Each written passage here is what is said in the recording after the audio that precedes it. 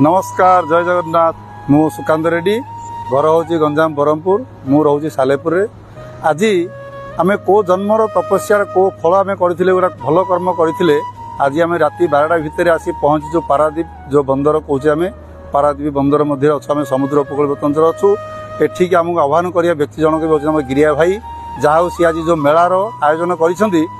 कम से कम 10-12टी जिलार सबू भाई माने निज वाणिज्य कम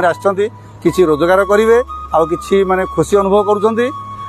धन्यवाद देवा गिरिया भाई की जो एत बड़ दायित्व मुंडू नहीं देखो सर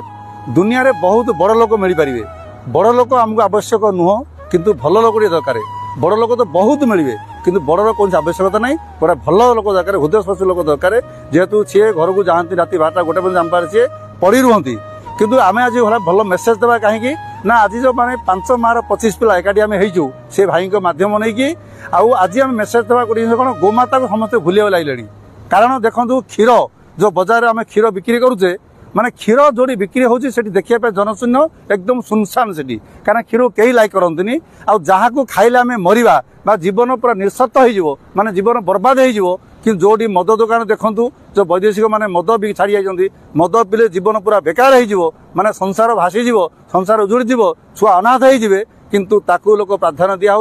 जंगल नई नाल कूले जो मद बाटी थी से शह शह जनसमागम पूरा लाइन लगे लोक ठिया थे किंतु जोड़ा कि क्षीर पीले हम हितकरक माने जोड़ा कि ठाकुर काम लगी पार